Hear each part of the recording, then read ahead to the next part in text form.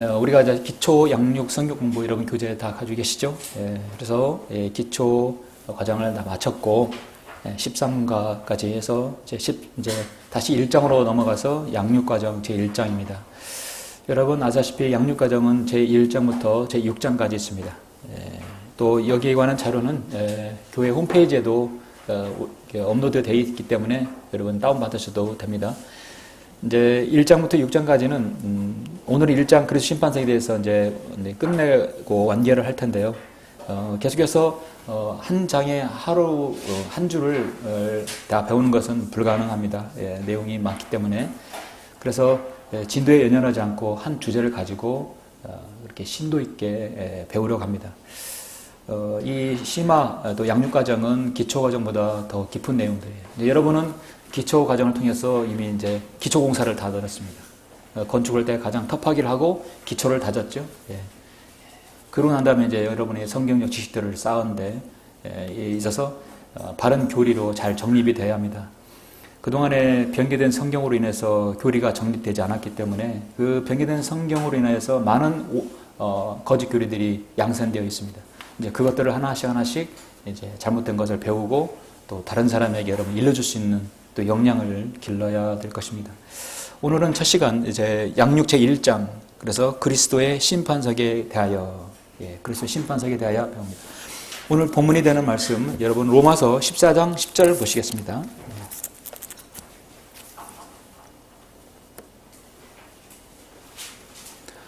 로마서 14장 10절 보시면 그런데 너는 어찌하여 내 형제를 판단하느냐 어찌하여 내 형제를 업신여기느냐 우리가 모두 그리스도의 심판석 앞에 서리라.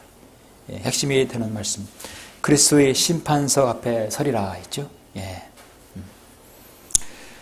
로마 교회 성도 또 로마인에게 보내는 사람들에게 그 서신에 있어서 한 사람이 구원을 받고 진리의 지식에 이르고 성장하는 과정을 로마서에서 이렇게 보여주고 있죠. 지난번 우리는 헌신을 통해서 그래프를 통해서 보여주고 있습니다. 때는 지금 로마서 14장, 15장, 16장에 이르렀다는 얘기는 거의 그 사람이 영적인 그리스도인은 변모되어서 이제 주님의 사역을 이루는 것이죠.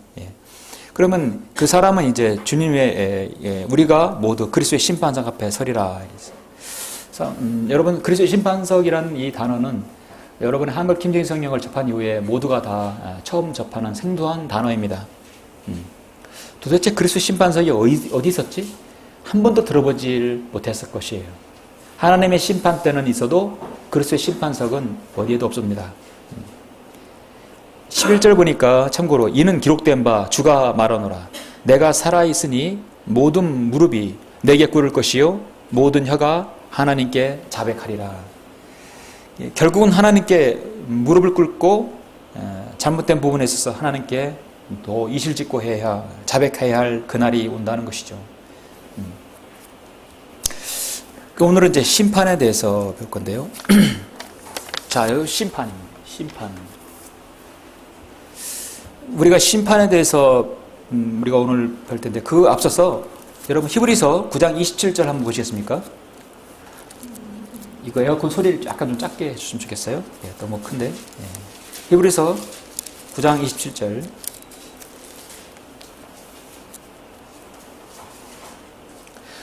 한 번 죽는 것은 사람들에게 정해진 것이고 그 뒤에 심판이 정해진 것 같이 여러분 구원받았든 구원받지 않았든 그 사람이 이 땅에 태어난 이상 그 한 사람 누구라 할지라도 저와 여러분은 모두 다 그 심판이 죄와 저주에 대한 심판인지 그 심판이 하나님에 대한 상급의 심판이든 간에 어떤 심판이든 심판은 유예될 수 없다.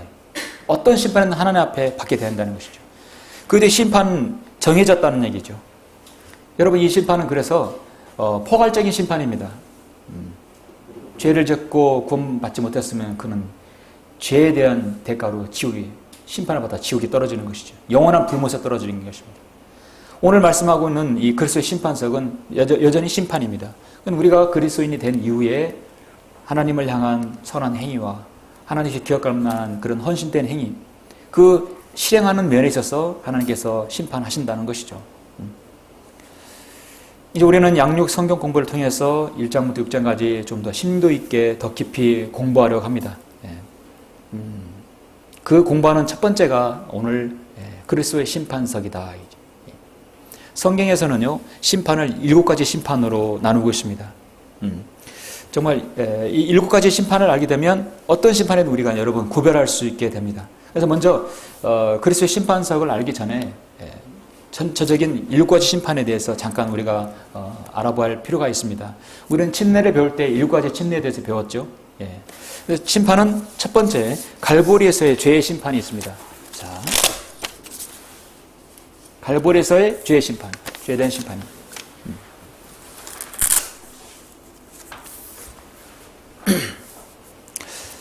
갈라디아서 3장 13절에 보시면 이렇게 말씀합니다.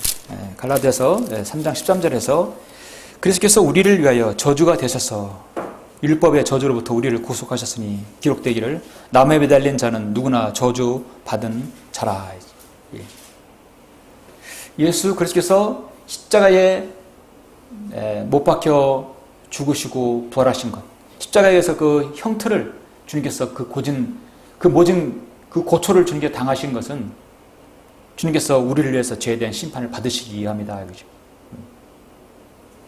마치 여러분 이 권투에서 요즘 뭐 격투기도 하지만 권투에서 기본적인 사각 링에서 사탄과 예수님과 1대 결투를 벌인 것이죠.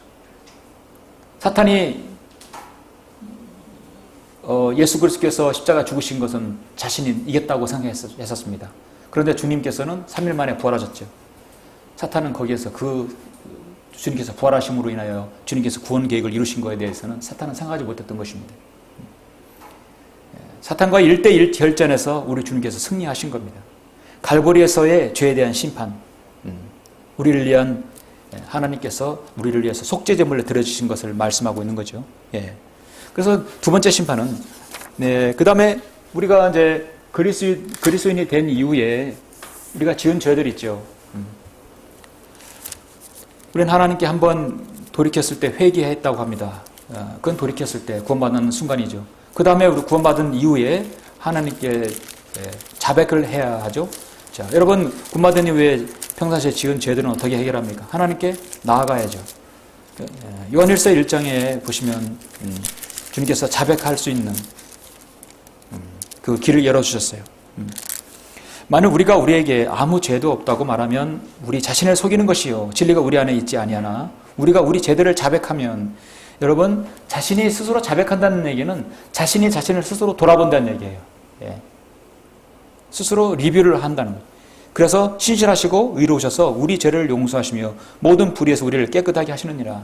그리스도인은 매일의 자기 심판, 자신을 성찰하고 돌아보는 것입니다. 자신을 돌아볼 수 있는 사람만이 여러분 자백할 수 있죠. 자기 심판이. 세 번째는 그리스도의 심판서. 자, 요거는 잠시 후에 자세하게 할 것입니다. 또 네 번째는 무엇이 있습니까? 네 번째는 큰 백보자 심판입니다. 큰 백보자 심판. 그림을 설명하자면, 그림 잘 보이나 모르겠어요.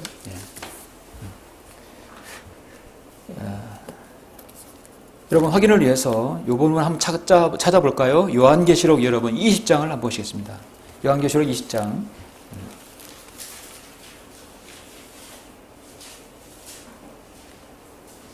11절 보시면, 또 내가 큰 백보자와 그 위에 앉으신 분을 보니 그의 면전에서 하늘과 땅이 사라졌고 그들이 설 자리도 보이지 않더라. 큰 백보자 하나님께서 계시죠. 뭐 여기 설 자리가 보이긴 하지만 지금 설명을 위해서 이제 그린 것 같아요. 또 내가 죽은 자들을 보니 작은 자나 큰 자나 하나님 앞에 서 있는데 책들이 펴져 있으며 또 다른 책도 펴져 있는데 그것은 생명의 책이라. 죽은 자들은 자기들의 행위에 따라 그 책들에 기록된 대로 심판을 받더라. 바다도 그 안에 있던 죽은 자들을 넘겨주고 또 사망과 지옥도 그들 안에 있던 죽은 자들을 넘겨주니 그들이 각기 자기들의 행위에 따라 심판을 받으며 사망과 지옥도 불못에 던져지니 이것이 둘째 사망이라. 누구든지 생명의 책이 기록되지 않은 자는 불못에 던져지더라. 여러분 사망과 지옥도 불못에 던진다는 얘기는 뭐냐면 이미 예수님께서 재림하셔서 천년왕국도 이미 다 끝났다는 얘기입니다. 끝나서 지구 중심에 있는 지옥에 있는 그 자들도 다 다시 끌어올려서 자신의 몸을 입고 정죄의 부활이죠. 그래서 주님 앞에 나타나는, 하나님 앞에 나타나는 것입니다. 자세히 보시면 여기 이게 그 백보자 심판을 이제 다른 그림으로 자세히 보시면 여기 죄인들의 심판받고요. 양쪽 주님의 백보자 양쪽의 가에 여기 자석이 있어요. 그럼 바로 우리가 주님과 함께 심판하는 거예요. 우리는 백보자에 우리는 서질 않아요. 우리는 자, 그렇게 한 다음에 보시면 이제 백보자 심판 또 자세하게 설명할 기회가 있을 것입니다. 그 다음에 네 번째, 다섯 번째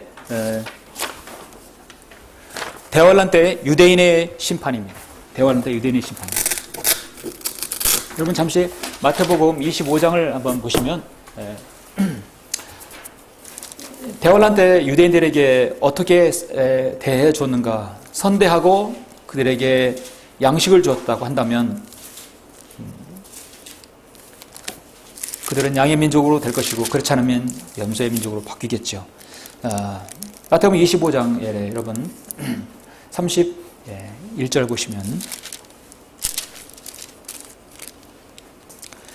인자가 그의 영광 중에 오고 주님의 재림을 말씀하는 거죠. 또 모든 거룩한 천사들이 그와 함께 오면 그때 그가 그의 영광의 보좌에 앉으리니 그 앞에 모든 민족들을 모아놓고 마치 목자가 양들을 염소들에서 갈라놓듯 그들을 따로 갈라놓으리라. 그리하여 양들은 그 오른편에 염소들은 그의 왼편에 세워두고 왕이 그의 오른편에 있는 사람들에게 말하기를 오라. 내 아버지의 복을 받은 자들아, 세상의 기초가 놓인 이래로 너희를 위하여 준비한 그 왕국을 이어받으라. 이는 내가 굶주렸을 때 너희가 먹을 것을 주었고 내가 목마를 때 마실 것을 주었고 내가 나그네했을 때 대접하였고 내가 헐벗었을 때 입혀 주었으며 내가 병들었을 때 문안해 주었고 내가 감옥에 갇혔을 때 찾아와 주었음이라 하리라. 대환란 때 유대인들에게 어떻게 대했는가에 대해서는 그 민족들에 대해 심판하실 것입니다. 여섯 번째 심판은 주님의 재림, 이방인에 대한 심판입니다.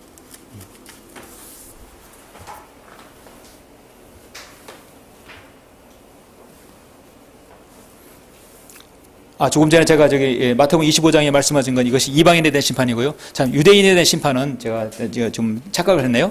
이게 조금 전에 마태복음 25장에 30절에 말씀한 것은 이방인에 대한 양과 염소에 대한 심판이고요. 이건 유대인입니다. 자, 유대인은 마태복음 24장을 보십시오. 제가 좀 바뀌었어요, 순서가. 지금 유대인에 대한 심판은 마태복음 24장입니다. 24장 15절부터 보시면 15절부터. 자, 이것은 유대인에 대한 심판입니다. 그러므로 너희가 선지자 다니엘을 통하여 말씀하신 멸망에 가증한 것이 거룩한 곳에 선 것을 보리니 읽는 자는 깨달으라. 그때 유대인은 자들은 산들로 도망하라. 지붕에 있는 사람은 집 안에 있는 물건을 가지러 내려가지 말고 들에 있는 사람은 자기 옷을 가지러 돌아가지 말라.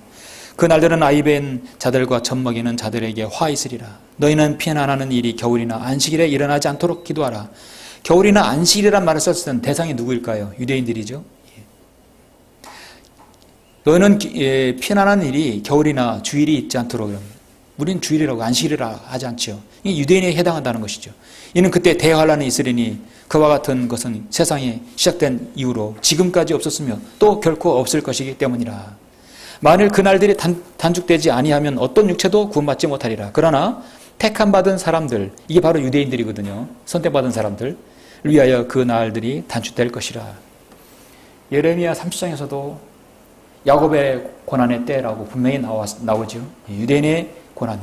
유대인이 받는 심판은 궁극적으로 예수 그리스도를 거절한 것에 대한 심판을 받는 것입니다. 이제 이방인에 대한 것은 마태복음 25장 조금 전에 양과 염소로 분리된 것을 제시하고요. 마지막 성경의 7째 심판은 마귀와 그의 천사를 준비한 천사들에 대한 심판이죠. 요한계시록에 나오지요. 그들을 미혹하던 마귀가 불과 유황못에 던져지니 그곳에는 그 짐승과 거짓 선지자도 있어 영원 무토록 밤낮 고통을 받으리라. 천년 왕국이 끝나면 마귀와 그 천사는 완전히 다 하나님께서 심판하신다는 것입니다. 그렇게 해서 이 심판을 이제 갈보리에서의 죄의 심판, 그리스도인의 매일의 자기 심판, 자백, 그 다음에 오늘 주제가 되는 그리스도의 심판석. 그래서 네 번째는 큰 백보자, 5번째는 대환란의 유대인에 받는 심판, 6번째는 재림 때 이방인에 대한 심판, 마지막은 마귀와 그의 천사들에 대한 심판입니다. 그래서 우리 핵심이 되는 세 번째 그리스도의 심판석이죠.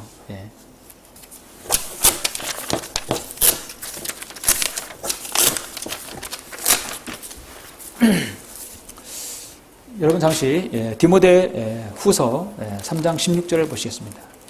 이제 교리적인 것도 보고 중요하게 심도 있게 봐야 되면 성경을 찾을 때가 좀 있을 것 같습니다. 여러분 디모데 후서 3장 16절 보시면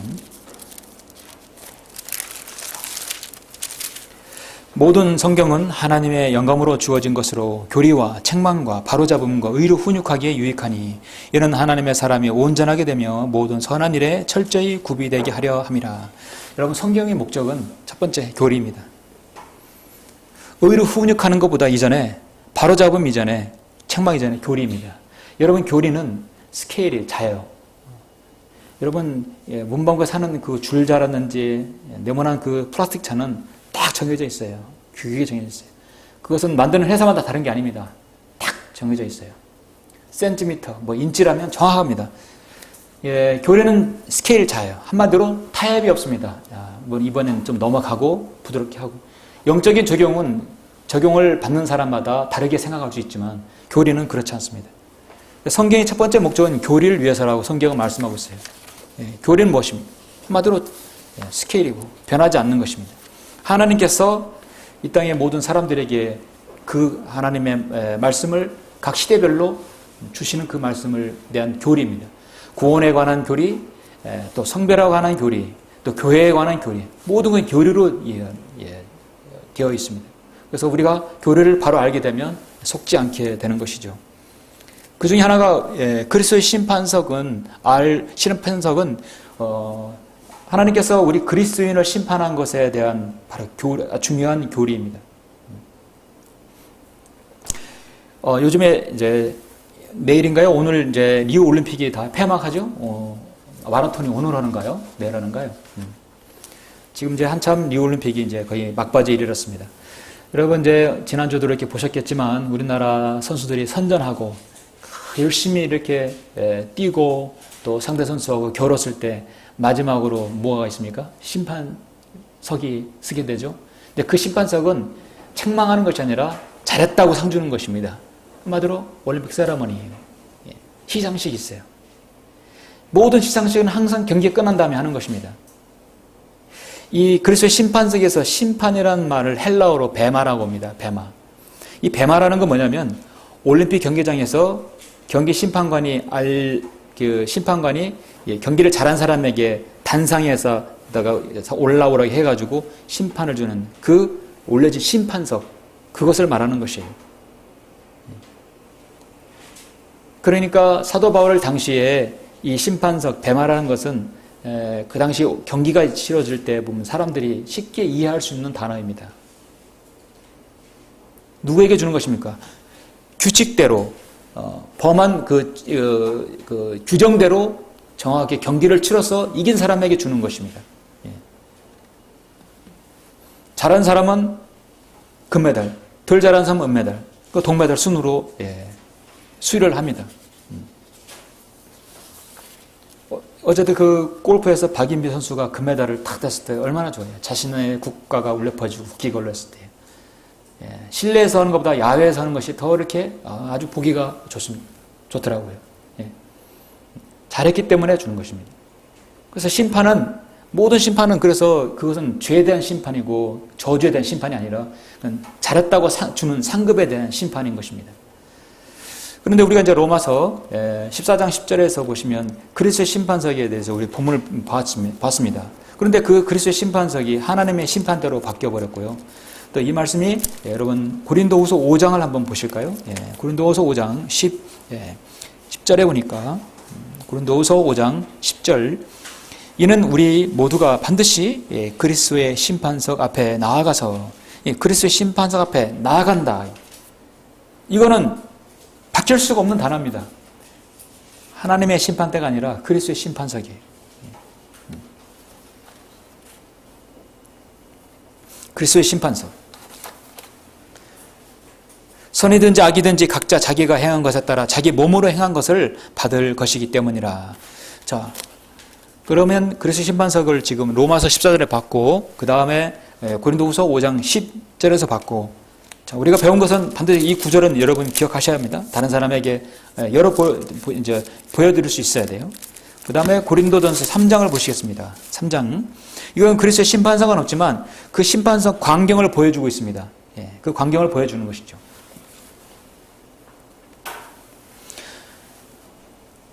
3장 11절부터 15절까지. 이 닦아놓은 기초 외에 아무도 다른 기초를 놓을 수 없나니 이 기초는 예수 그리스도시라. 이제 누구든지 이 기초 위에 금이나 은이나 보석이나 나무나 집이나 구루터기로 지으면 각 사람의 일한 것이 나타나게 되리니 그날이 그것을 밝힐 것이라.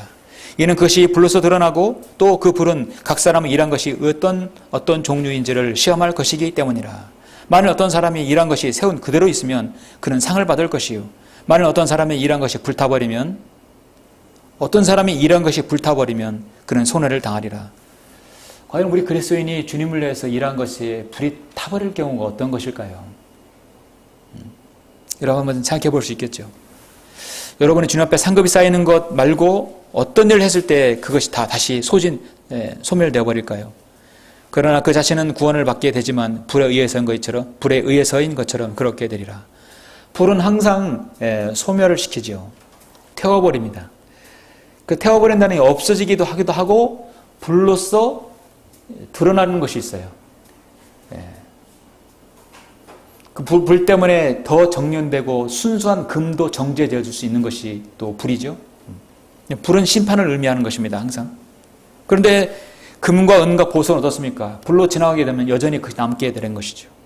그러나 여러분, 나무나 집이나 그루터기가 뭡니까? 공통점이 두 가지죠. 불에 잘 탄다는 거, 또 하나는 열매가 없다는 거. 여러분, 집은 무엇입니까? 이미 이삭 추수 다 끝난 다음에 집이에요. 나무는요, 이 트리가 아니라 영어 성경에는 우드예요. 우드는 이미 목재 나무를 다 베어버린, 열매가 없고 목재를 쓰려고 하는 나무예요. 타버릴 수 있는 것이죠. 그루터기는 더 마찬가지입니다. 그러니까 열매가 없는 게 공통점이고 불에 잘 탄다는 것이죠. 여러분이 주님 앞에서 구원받은 다음에 그리스도의 심판석 앞에 쓴다는 것은 참으로 두려운 일입니다.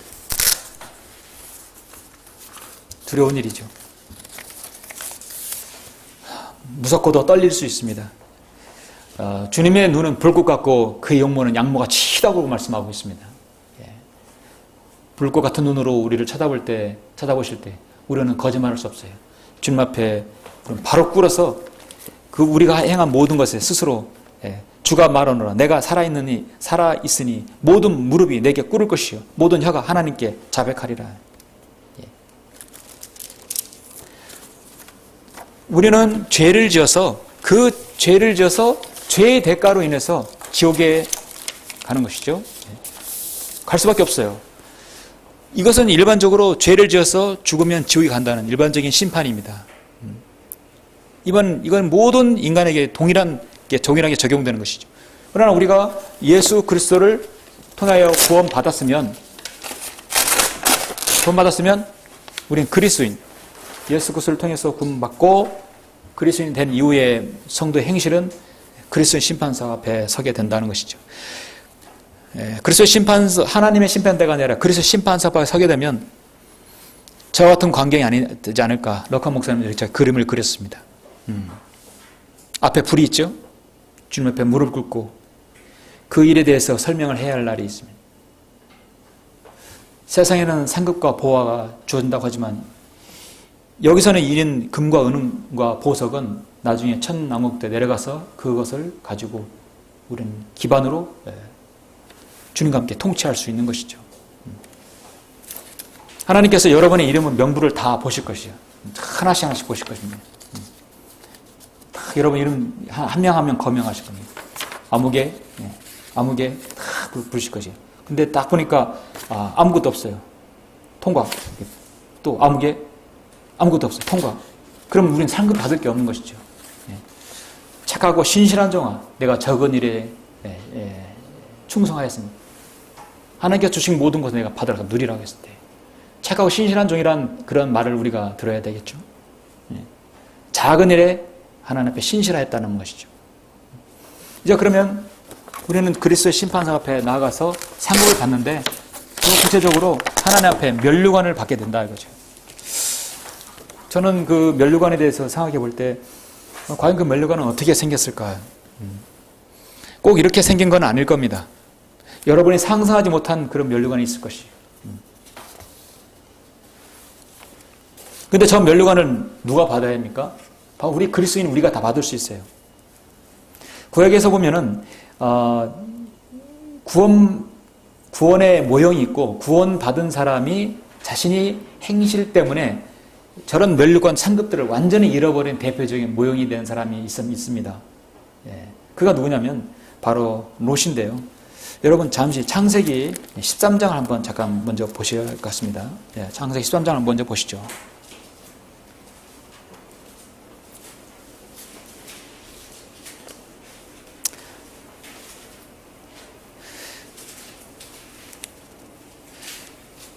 아브라함의 조카는 조카인 롯은 함께 지금 성별해서 지금 다른 하나님께서 명하신 곳에 따로 왔어요. 이제 그 부분이 지금 13장 10절입니다. 시간상 다 설명할 수는 없고 핵심적인 부분 말씀드릴게요. 이에 롯이 눈을 들어 요단의 온 평지를 바라보니 소아라 이르기까지 어느 곳이나 물이 넉넉하더라. 그것은 주께서 소돔과 고모라를 멸망시키기 전이었으니 주의 동산 같고 이집트 땅과 같더라. 거기 나오면 거기는 세상에 있는 모든 것들 다 얻을 수 있는 풍족한 곳이라 생각했던 것입니다. 이 소돔과 고모라가 사해 바로 밑에 지역, 천년왕국 때 게헨나 지역이거든요. 그리하여 롯이 유단의 평지를 택하고 롯이 동쪽으로 옮겨가니 그들이 서로에서 갈라서더라. 아브라함이 가나안 땅에 거하였고 롯은 평지의 성읍에 거하여 자기 장막을 소돔을 향해 쳤더라. 그러나 소돔인들은 사악하였고 주 앞에 극심한 죄인들이었더라. 여러분 소돔인에서 소돔이라고 해서 소돔이라고는 뜻이 뭐냐면 동성연애자라는 뜻입니다. 소돔이. 그래서 이 소돔 사람들은 동성연애의 근원이 되는 사람들이에요. 그러면 여러분 18장을 잠깐 보시면 18장에 하나님께서 소돔과 고모라의 심히 악한 것을 보시고 그 땅을 멸하기로 한 것이에요. 18장 20절 보니까 또 주께서 말씀하시기를 소돔과 고모라의 부르짖음이 크고 그들의 죄가 매우 중함으로 내가 이제 내려가서 그들이 행한 모든 것이 과연 내게 이른 그 부르짖음대로 아닌지를 내가 알아보리라 하시더라. 그렇게 해서 그곳을 심판하려 하는데 아브라함이 거기에 50명 있다면 남겨두시겠습니까? 그래. 다시 45명, 40명, 30명, 20명, 10명까지 내려갔어요. 그리고 10명의 의인이 없어서 결국 소돔 고모라는 불과 유황으로 하나님께 심판하셨죠. 19장에는 그래서 소돔의 멸망이 나옵니다. 그런데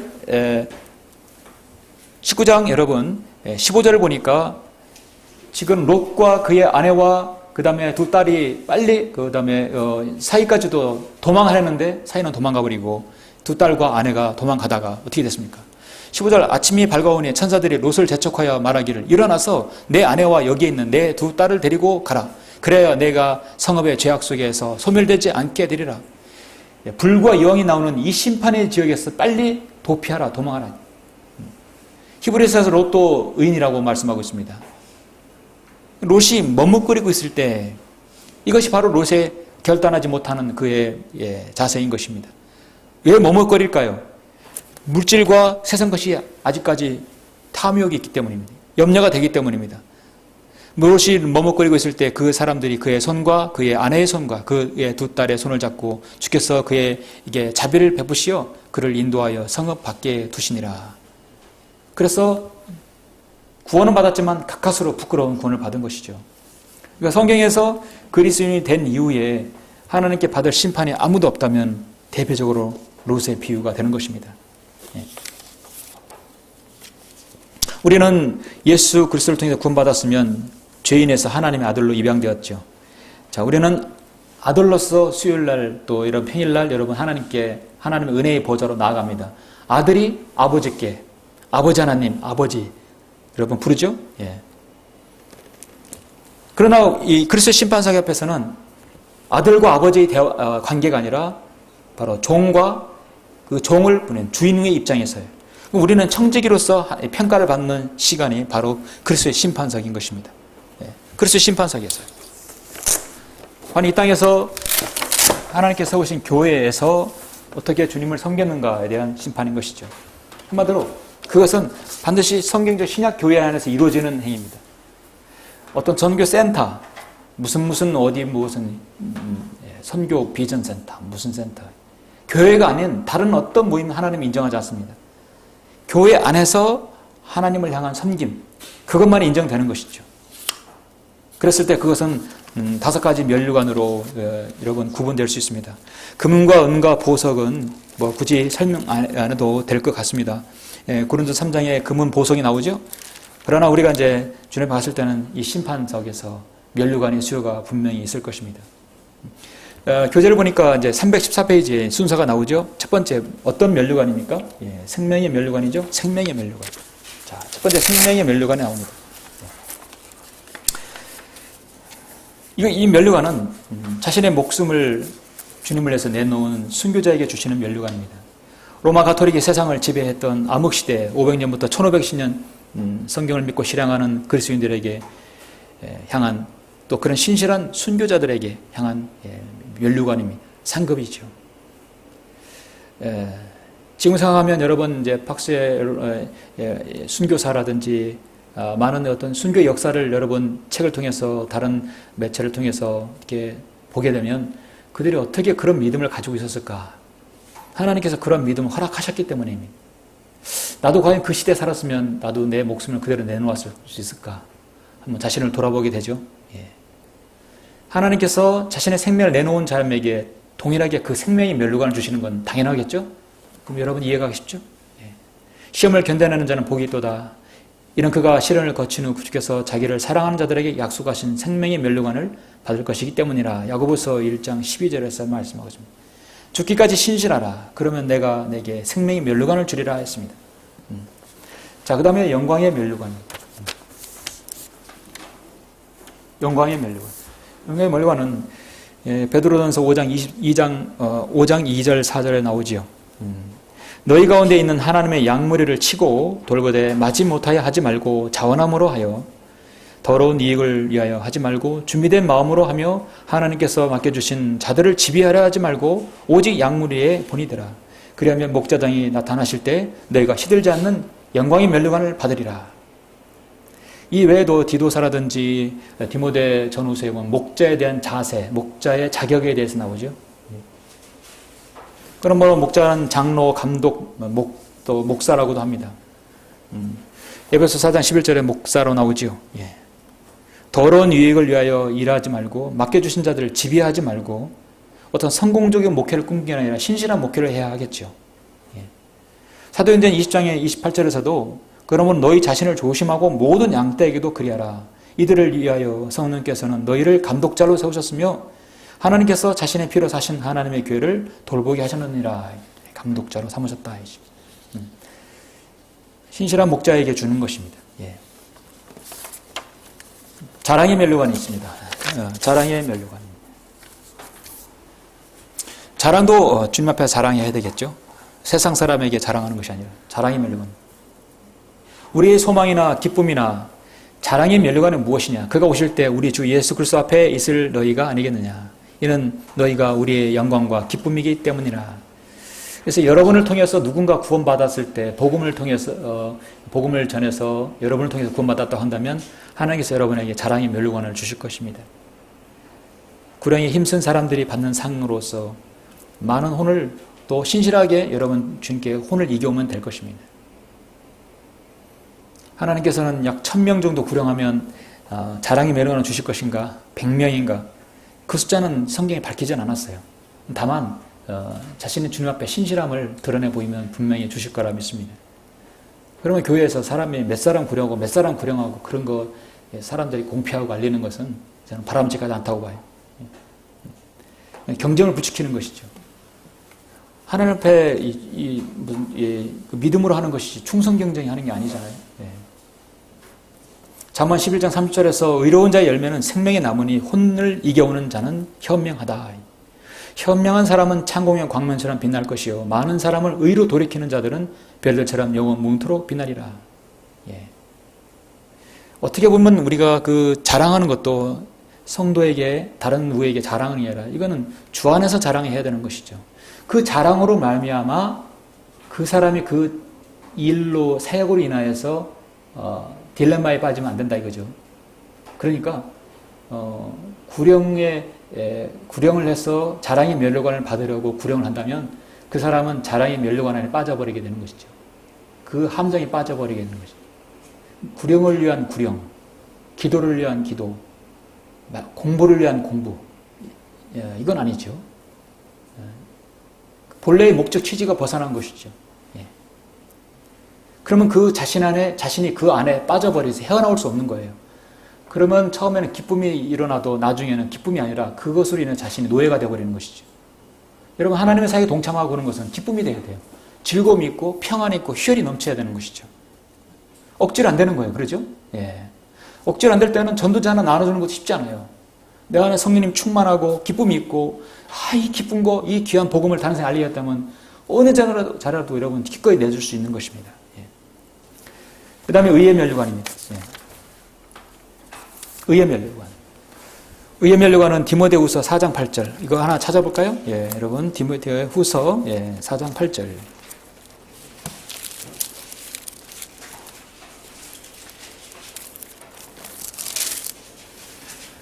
이후로는 나를 위하여 의의 면류관이 마련되어 있어 의로운 재판관의 신주께서 그날에 그것을 내게 주실 것이며 또 나뿐만 아니라 그의 나타나심을 사모하는 모든 사람에게도 주실 것이라.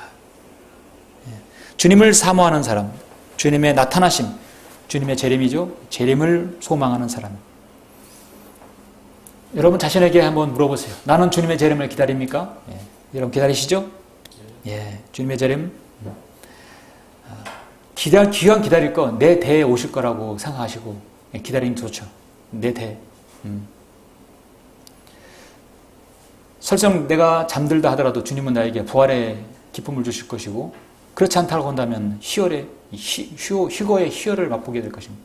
오전에 찬양했듯이 공중으로 치솟을 때 내 뒤에 세상을 보면서 구름과 세상에 있는 모든 것을 다 뒤로 한 채 올라가는 것입니다. 엄청나게 빠른 속도로 세찬을 가지고 올라갈 것입니다. 주님을 사모하는 사람에게 주는 면류관입니다. 자, 그러면 여러분의 생명의 면류관을 받을 수 있고 자랑의 면류관, 의의 면류관 받을 수 있어요. 생명의 면류관은 암호 시대 때 순교해야 되잖아요. 이 시간은 이때는 어떻게 보면 해당 사항이 없죠. 이 시대는 여러분 예수님 믿는다고 해서 성경 가졌다고 해서 핍박받거나 감옥에 가둔다거나 박해하진 않죠. 예. 자유로운 시대입니다. 자랑의 면류관, 의의 면류관 받을 수 있어요. 그러면 또 하나의 면류관이 있는데 그건 무엇입니까? 썩지 않은 면류관이 있어요.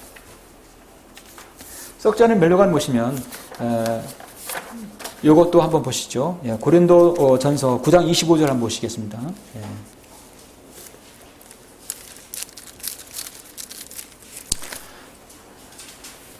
경기장에서 달리는 사람들이 모두 달릴지라도 한 사람만이 상을 받는 것을 너희가 알지 못하느냐? 그러므로 너희도 상을 얻게 되도록 달리라. 경기장 트랙은 가장 어떤 운동 경기에 꽂히고 기본적인 것이죠. 경기장 트랙에서 트랙을 벗어나거나 규정 위반일 때는 실격 처리되게 됩니다. 어떤 경기든 육상이든 트랙을 벗어나면 안 되죠. 자신의 트랙에서 달려야 돼요.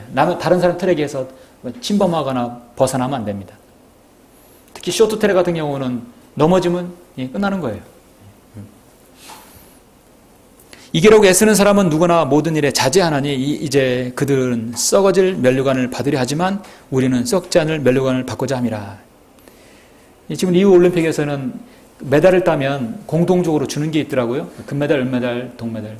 하나 렘브렘을 하나 주죠. 거기 심벌 마크로 된 어떤 이렇게 렘브렘을 하나씩 주더라고요.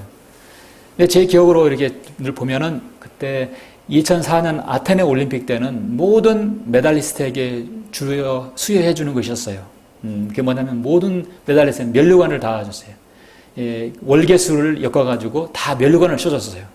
탁구 선수든 육상이든 마라톤이든 어떤 선수에게든 다 메달을 걸어주고 월계관을 엮어서 머리에 씌워주더라고요. 왜냐하면 아테네니까. 예. 처음이 올림픽이 열렸던 그곳이라 해서 그렇게 했던 것 같습니다. 그때 아테네 또 올림픽 금메달 딴 제가 기억하는 사람은 유승민 탁구 선수였어요. 근데 그들은 그 월계수가 지금 남아있을지 궁금해요. 여러분, 나뭇잎은 뭐 일주일만 지나면 싹 다 말라가지고 그냥 만지면 다 부스 없어져 버릴 거예요. 그러죠? 썩어 없어지든 말라 없어지든 간에 없어져 버려요. 그러니까 여러분이 주님 안에서 썩지 않은 멸류 받을 수 있는 근거는 뭐냐면 트랙을 달리는 거예요. 언제까지예요? 여러분이 트랙에 들어선 순간부터 해서 주님께서 여러분을 부르시는 그때까지 내 생명이 다하거나 우리가 휴가되기 전까지는 그 트랙을 달리는 거예요. 한마디로 여러분이 주님을 배반하지 않고 한마디로 배교하지 않고 옛날에 그곳으로 다시 돌아가지 아니하고 신실하게 주님을 계속 지속적으로 섬겼을 때 여러분의 자리를 고수하고 주님께서 오실 그날까지 신실하게 믿음 생활을 지속했을 때에 타락하지 않고 지속했을 때 트랙에서 이렇게 도는 거죠. 그럴 때 주님께서 올라오라면 우리는 올라가야 되는 것입니다. 그럴 때까지 규칙대로 싸웠던 모든 그리스도인에게 주는 것입니다. 그게 바로 승리자예요. 누가 더 많은 금과 은과 보석을 가진 것이 아니라 많은 면류관을 다 가신 것이 아니라 여러분 신실하게 주님 오실 때까지 그 믿음을 가지고 있으면 저는 썩지 않을 면류관을 주는 거라고 보는 것입니다. 바로 그것이 기준이에요. 말씀에 들었죠? 육신의 정욕에 굴복하지 않는 사람이요 세상적 쾌락과 즐거움에 빠져 주님을 위한 일로부터 돌아서지 않는 사람이 이 면류관을 받을 것이다. 여러분은 믿음의 경주에서 끝까지 여러분 그 자리를 지킨다는 것이죠. 그러면 올림픽에서 메달을 딴 사람들이 2개 따면 2관왕, 3개 따면 3관왕. 우사인 볼트는 100m, 200m, 400m 계주에서 3관왕입니다. 그것도 3번의 올림픽, 3연패. 12년 동안 최고의 왕좌를 지키는 건 대단한 거죠. 근데 더 대단한 사람이 바로 여러분들이에요. 왜냐하면 여러분도 3관왕 할 수 있어요. 3관왕. 3관왕 할 수 있어요. 자랑의 면류관 받을 수 있죠. 의의 면류관 받을 수 있죠. 썩지 않은 면류관 받을 수 있죠. 뭐 굳이 원하신다면 뭐 이렇게 할 수 있는데 지금 이 시대는 아니니까 3관왕 할 수 있어요. 이렇게 해서 성도들이 자랑의 면류관, 의의 면류관, 썩지 않은 면류관 잘 이렇게 받게 해주면 그 목자에게는 뭐죠? 영광의 면류관을 받을 수 있는 거죠. 아유, 목사님 그럼 4개 받아요? 아유, 배 아파요. 그럼 여러분 하나 안 받게 해주시면 돼요. 그럼 저는 못 받아요. 예. 어쨌든 그 영광도 하나님께 돌려드려야 되겠죠. 예. 요즘 여러분 길거리에 돌아다니시면 요즘 들어 아주 유난히 이 파수대에 이렇게 나눠주는 사람들이 아주 조직적으로 더 많아졌어요. 천안역 터미널 여러 곳에 있어요. 그들은 이제 신호대기 그런 장소에서 구루마 같은 거 이렇게 다 해가지고 가판대를 사서 하느님은 인간을 사랑하시는가 뭐 파수대 여호와 증인들이 이렇게 많은 그 초계책자를 걸어놓고 사람들이 가져가라고. 그리고 한 번도 전도주님 나눠주는 것도 없고 책도 서기하는 거 없어요. 그냥 가만히 서 있는 거예요. 여호와 증인에서 오래 있던 사람 중에 어떤 누가 얘기하는 것인데 그들은 그것이 헌신이라고 하는 겁니다.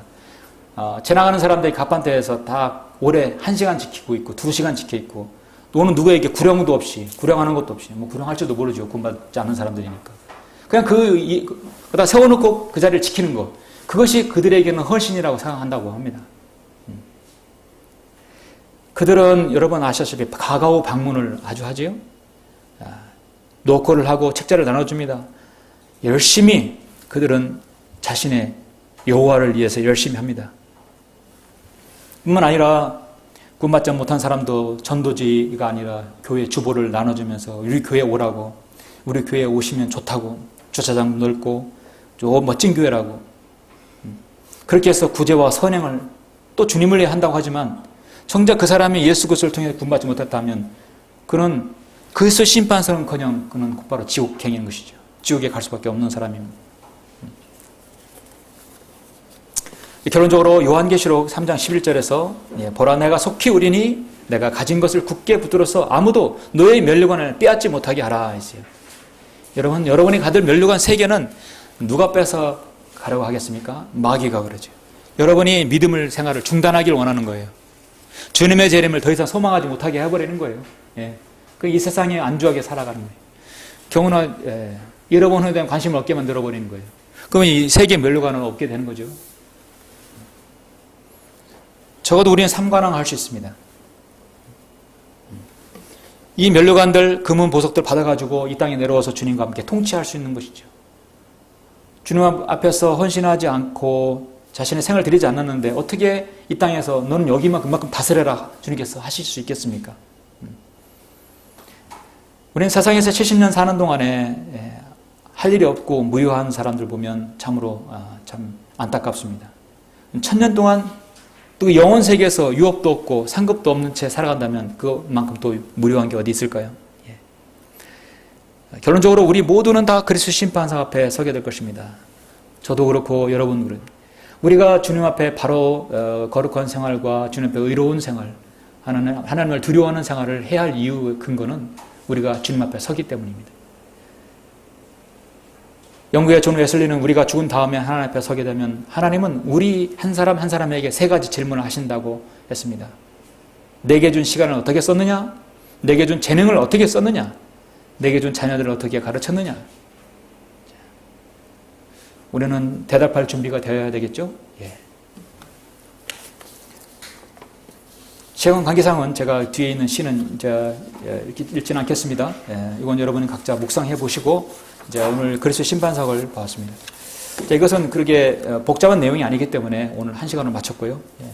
다음 양육 제2장은 다음 시간에 계속해서 배워보도록 하겠습니다. 오늘 여기서 마치겠습니다. 예.